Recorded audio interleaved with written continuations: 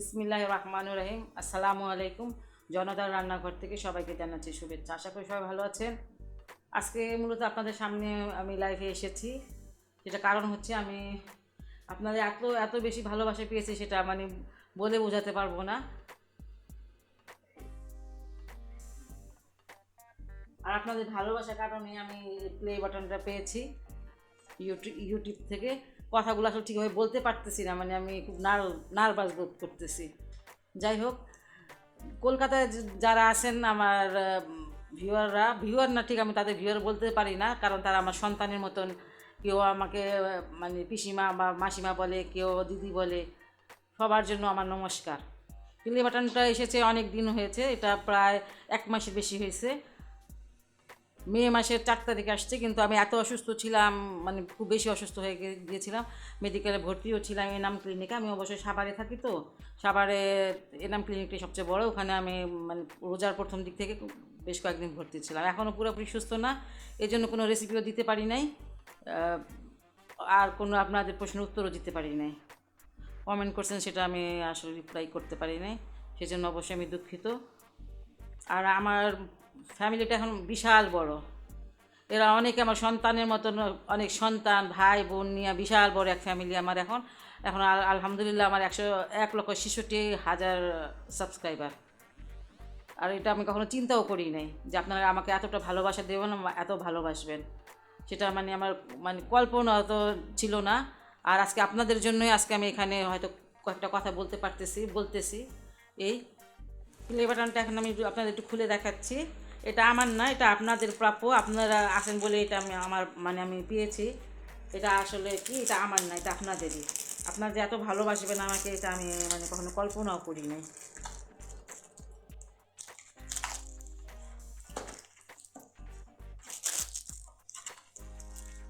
এটা আসলে আমি খুলি নাই, তো তাই তুলতেও পারতেছি না।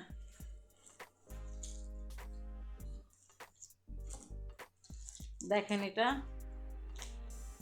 আলহামদুলিল্লাহ আপনারা সবাই আমাকে অনেক সাপোর্ট করেছেন, অনেক ভালো ভালো কমেন্ট দিয়েছেন। আর অনেক সময় আমার মন খারাপ হলে আপনাদের কমেন্টগুলো পড়লে আমার মনটা বেশ ভালো হয়ে যায়। আপনারা সবাই আমাকে অনেক বেশি ভালোবাসেন। অনেকে বলেছেন যে আমার কাছ থেকে নাকি অনেক রান্না শিখেছেন। তারপরে সুইডেন থেকে একটা মেয়ে লিখেছে, সে মানে আমার একটা মেয়ের মতন, সে লিখেছে, আন্টি আমি কোনো কিছু রান্না করতে পারতাম না, এখন আমি মাশাল্লাহ আপনার রান্না দেখে দেখে আমি অনেক রান্না শিখেছি এবং রান্না করে প্রশংসা পেয়েছি। এই ধরনের কথা শুনলে আসলে নিজের কাছে নিজের মানে মনে হয় যে কিছু একটা করতে পারছি আপনাদের জন্য। আর সব থেকে বেশি কলকাতায় আমার সব মানে ভাই বোনেরা, আমার ছেলেমেয়েরা সব কলকাতায় বেশি। আমার সব একটা বিশাল এক ফ্যামিলি আমরা। আর ওনারা আমাদের খুব ভালো ভালো কমেন্ট আমাকে মানে করেন, আর খুব ভালো ভালো কথা লিখেন। আমার খুব ভালো লাগে এগুলো পড়লে পরে। দেখেন, এই যে এটা এটা কিন্তু আপনাদেরই পাওনা। আপনারা যদি সাথে না থাকতেন আমি কখন এটা মানে কল্পনা করতে পারি না এটা মানে পাবো। আজকে ইউটিউব যে সম্মানটা আমাকে দিয়েছে, সেটা কিন্তু আপনাদের সব পাওনা, আমার কিছু না। আপনাদের সব পাওনা, আর আপনারা আমাকে মানে এত ভালোবাসছেন দেখে এটা পাওয়া আমার। আর অনেকে আবার অনেক লিখেছে যে আন্টি আপনার মানে জনতা রান্নাঘর কেন লিখলেন, আপনি মায়ের রান্নাঘর কেন লিখলেন না, আপনার কথাগুলো মায়ের মতন মনে হয়, আপনাকে দেখলে আমার মানে আপনার হাতগুলো দেখলে মায়ের মায়ের কথা মনে হয়। এই জন্য আপনার প্রত্যেকটা ভিডিও আমি দেখি, ভিডিও রান্না দেখি। আমি আসলে উল্টাপাল্টা কী বলতেছি আমি বুঝতে পারতেছি না। আর আমার ছেলে বলছিল যে মা তুমি লিখে নাও, কিন্তু আমি বলি কি না, মনের কথা বলবো, লিখে নিতে পারবো না। আমার মনে যেটা আসবে সেটাই বলবো, এটাই। আর অনেকে আমার সম্বন্ধে জানতে চান। আসলে অনেকে বলেন যে আমার বাড়ি নাকি ব্রাহ্মণবাড়িয়া বা বিভিন্ন জায়গা, কিন্তু আসলে আমি বিক্রমপুরের মেয়ে, মুন্সিগঞ্জে আমাদের বাড়ি। আর জন্ম তো আমার পাকিস্তানে, আবার পাকিস্তানে চাকরি করতেন, সেই সূত্রে পাকিস্তানে আমার জন্ম। আর রান্নাতে মানে ছোটোবেলা থেকে রান্নার সাথে জড়িত, কারণ খুব ছোটোবেলায় আমার বিয়ে হয়ে যায়, তখন থেকেই রান্না মানে সাথে আমি জড়িত। আর আমি কিন্তু পড়াশোনা তেমন একটা জানি না, যেটা সত্যি কথা, সেটা আমি বলতেও পছন্দ করি, শুনতেও পছন্দ করি। কোনো মানে সার্টিফিকেট নাই, সেই জন্য আমি সবসময় আমি কষ্ট পাই, দুঃখ পাই যে মানে আমার মানে কোনো পড়াশোনাটা করা হয়নি। খুব ছোটোবেলা মানে বাবা মা বিয়ে দিয়ে দিয়েছে। যাই হোক, সবাই মানে খুব ফ্যামিলিতে সবাই খুব ভালোবাসেন। শ্বশুরবাড়িতে সবাই খুব বেশি ভালোবাসতেন। আমার শাশুড়ি থেকে রান্না শেখা। মার বাসাতে খুব ছোটো ছিলাম, মা কখনোই রান্না টান্না করার নেই, সব কিছু করি নাই। শ্বশুরবাড়ি থেকে একটু একটু করে আমার শাশুড়ি রান্না শিখিয়েছেন। সেইভাবেই মানে রান্নাতে আসা। যখন একটা মানে মজার কথা কি, যখন আমি মানে এই চ্যানেলটা খুলতেছিলাম, কিন্তু আমি তার আগে কিন্তু কোনো কিছু জানতাম না, মানে ইউটিউব কাকে বলে। জাস্ট মোবাইল অন অফ করা। আমার ছোটো ছেলে আমাকে একটা টাচ মোবাইল দিয়েছিল। তখন আমার বোন থাকে আমাদের বাসায় নিচতলায়। ওন দেখি কিনা ফেসবুক কথা বলে, ফেসবুকে আমার বিভিন্ন করে, তারপরে নেটে কথা বলে। বিদেশে যে আমার ভাইরা থাকে, তারপর উত্তরে এক বোন থাকে, ওরা মানে ওদের সাথে কথা বলে। পরে একদিন আমার ছেলে অবশ্য আমার থেকে দূরে থাকতো, আমার ছোটো ছেলে। পরে একদিন আসলে আমি বলি কি, বাবু সবাই যে কথা বলে, ওই যে আমার নিজের ওয়াইফাই লাইন আমার বাসায় আছে, আমার বড় ছেলে ব্যবহার করতো, ছোটো ছেলে যখন বাসায় থাকতো তখন ব্যবহার করতো। তো আমি কখনো এটি বুঝিও না, কিচ্ছু না। তারপর আমি মানে আমার ছেলেকে বললাম যে বাবু আমার এরকম করা যায় না। আর আমি তখন মানে হঠাৎ হঠাৎ দেখি কি, সরি আমি উল্টাপাল্টা বলতেছি। আমার ছোটো ছেলে যখন আসছে, আমি বলি কি, বাবু তোর কাছে ফোন করতে করতে আমার অনেক টাকা চলে যায়, তো এখানে কি এটাতে কি কথা বলা যাবে না? বলে হ্যাঁ মা, যাবে তো। তাহলে আমি বললাম তাহলে কীভাবে যাবে? বলে কি, তুমি কি ইমোতে লাইন আমি তোকে খুলে দিই। পরে ওই ইমোতে খুলে দিছে। আর তারপর ইমোতে আমি মানে উল্টাপাল্টা এইভাবে মানে এটা সেটা করলাম। দেখি কি রান্না আসছে, হঠাৎ হঠাৎ রান্না আসছে।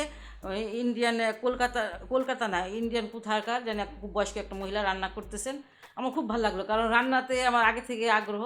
আমি বেশ মানে খুব আগ্রহ সঙ্গে রান্নাটা দেখলাম। তারপর একটু মনটা লাগলো যে বাংলাদেশে কেউ কি রান্না করে না, দেখি পাকিস্তানি কটা বিরিয়ানি রান্না আসছে, তাও দেখি আমি ভীষণ খুশি। তারপরে আয়শা সিদ্দিকার মানে ওনার মানে দই একটা আসছে, যে মানে এত সুন্দর দইটা, ওটা দেখে আমার মানে খুব ভালো লাগছে। আমি ট্রাইও করেছি বাসায়, ওনার মতন হয়তো হয় নাই, কিন্তু তারপর ভালোই হয়েছিল।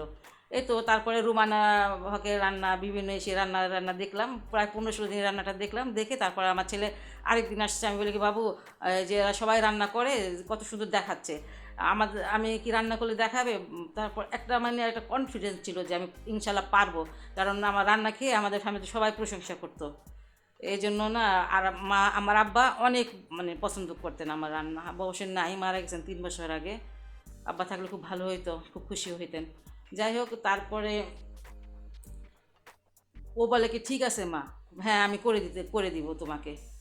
তখন বলে কি, তাহলে তো একটা চ্যানেলের নাম দিতে হয়, কী নাম দিবা? আমি, তুই বল। কি না, তুমিই বলো। আমি কিন্তু একটা মানে একদিনও চিন্তা করি নাই, মানে কোনো কিছু না চিন্তা করে কিন্তু চ্যানেলটা দেওয়া আমার। তখন আমি বলি কি, জনতার রান্নাঘর দাও। পরে শেষে আমি বলি আমি আসরে নামাজটা পড়ি, পড়ে তারপর চিন্তা করব কী দিবা। পরে শেষে আসরে নামাজ পড়তে পড়তে কেন জানে মনে হইলো যে জনতার রান্নাঘর দিলেই ভালো হবে। যাই নামাজ শেষ করে আমি বললাম কি, জনতার রান্নাঘর দাও। পরে এই তো তখন থেকেই শুরু, 2-একটা রান্নাবান্না দিতাম। কিন্তু মানে আপনারা যেভাবে সবাই কথা বলে ইউটিউবে, অনেক সুন্দর করে গুছিয়ে গুছিয়ে কথা বলে, কারণ সবাই শিক্ষিত, ভালোভাবে। শিক্ষা তো সবসময় মানে অনেক অনেক দাম, কিন্তু আমার খুব এখনও কষ্ট যে আমি মানে পড়াশোনা করি নাই, তেমন পড়াশোনা করি নাই, একদম মানে মূর্খ বলা যাবে না, তবে সার্টিফিকেট নেই কোনো, এটাই। যাই হোক, এই তখন থেকেই মানে টুকিটাকি করে রান্না করতেছি। এই তো আপনারাও মানে আমার এই ভাষায় আমি যেইভাবে কথা বলি না কেন, আপনারা গ্রহণ করেছেন, আমাকে প্রচুর ভালোবেসেছেন। যেই ভালোবাসার কারণে আজকে যে মানে ইউটিউবের থেকে আমাকে যে প্লে বাটনটা দিয়েছে, এটা আমার জন্য অনেক ভীষণ পাওনা, বড় একটা পাওনা আপনাদের তরফ থেকে আসছে। এই জন্য কিন্তু আপনাদের সবাইকে আমি ধন্যবাদ দিলে খুব ছোট হয়ে যায়, ধন্যবাদ থেকে বড় কিছু যদি থাকে সেটাই আপনাদের জন্য, সবার জন্য রইল। আশা করি সবাই ভালো থাকবেন এবং মানে সুস্থ থাকবেন এবং নিরাপদে থাকবেন। নিরাপদে থাকা সবার দরকার, প্রত্যেকটা মানুষের দরকার। আর যারা আমাকে আন্টি বলে সব, তারা আমার সন্তানের মতন সন্তানই। আবার যারা আমাকে অনেকে মাসিমা বলেন, পিসিমা বলেন, যাই বলেন, তারাও আমার সন্তানের মতন। যারা দিদি বলেন বা আপা বলেন, আমি আসলে নাম বললাম না কারোই, কারণ কেউ নাম বললে আবার কেউ হয়তো মন খারাপ করবে। এজন্য মানে সবার কমেন্ট, অবশ্যই কমেন্ট আমার ছোটো ছেলে মানে করে আমাকে পড়ে পড়ে শোনায়, আবার মানে রিপ্লাই করে, ওই করে। আর ও সব কিছু সহযোগিতা করে আমার ছোটো ছেলে। আর আর একটা নাতনি তো আমার হয়েছে, আপনারা সবাই জানেন, দেখেছেন, মাশাল্লাহ।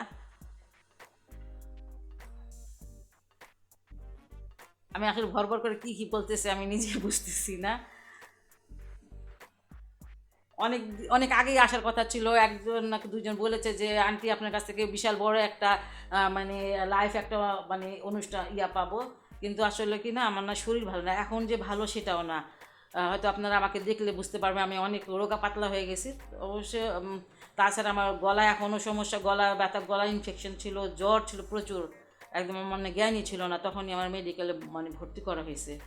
যাই হোক, আমি কোনো একটাও রেসিপি দিতে পারি নাই, কোনো রেসিপি মানে দেই নাই। রোজার আগে 2-3টা করে রেখেছিলাম, সেগুলো বোধহয় সেগুলোই দিছে। কিন্তু আপনারা সবাই আমার জন্য দোয়া করবেন, আমি যেন আবার মানে নতুন করে সব রেসিপিগুলো দিতে পারি আর মানে সুস্থতা বোধ করি। এই তো, অনেক কথা বললাম আপনাদের সাথে। আর মানে লাইফে আসতাম না, আসলাম এই জন্যই যাতে আমিও যদি না চিনি, আপনারা অবশ্যই আমাকে দেখলে চিনবেন রাস্তায়, মানে আমার ভালো লাগবে যদি কেউ আমাকে চিনে। আর অর্ডিন্যান্সে আমরা ছিলাম ছোটোবেলা থেকে, অর্ডিন্যান্স ফ্যাক্টরিতে, গাজীপুর অর্ডিন্যান্স ফ্যাক্টরিতে আমার বাবা চাকরি করতেন, আমার শ্বশুর ওখানে চাকরি করতেন, ওখানেই ছোটো থেকে বড় হওয়া, ওখানেই বিয়ে বিয়ে হওয়া। কিন্তু যদি কেউ অর্ডিন্যান্সে কেউ দেখেন তাহলে অবশ্যই আমাকে চিনবেন, কারণ আমরা তো পাকিস্তান থেকে যারা আসছে, অনেক আগের কথা সেগুলো, যুদ্ধের পর পর আসছে বা যুদ্ধের আগে আসছে, আমরা অবশ্য যুদ্ধের আগে আসছিলাম, ছোটো ছিলাম খুব। যাই হোক, আর আমি অনেক কিছু বললাম, যদি কোনো ভুল ত্রুটি হয়ে যায় অবশ্যই আমাকে ক্ষমা করে দিবেন। আর আমাকে কি বলবো, যাই হোক, আমি সুস্থ না, আমি খুবই মানে অসুস্থ। ইন্ডিয়াতে গিয়ে হয়তো ট্রিটমেন্ট করা লাগবে। গলার যে অবস্থা সেটা বাংলাদেশে অপারেশন করা যাবে না, গলার সমস্যা এটা বাংলাদেশে। আমার ডায়াবেটিস অনেক বেশি, 20-এর কাছাকাছি থাকে, তাহলে অবশ্যই ইনসুলিন লাগাই, ওষুধ খাই। অত মানে মানে এত নিয়ে করা যাবে না, অপারেশন করা যাবে না। তাছাড়া তো আমার তো বয়স হয়েছে 50-এর উপরে। যাই হোক, কখনো যদি সুযোগ পাই তাহলে অবশ্যই ইন্ডিয়া গিয়ে ট্রিটমেন্ট করব। আর আপনাদের জন্য আমি দোয়া করি, আপনারা সবাই আমার জন্য দোয়া করবেন, আমি যেন সুস্থ হয়ে যাই। সবার জন্য আমার মানে সালাম রইল, দোয়া রইল। আর যারা কলকাতা আছে তাদের জন্য আমার নমস্কার থাকলো। সবাই ভালো থাকেন, সুস্থ থাকেন এবং নিরাপদে থাকেন। আসসালামু আলাইকুম।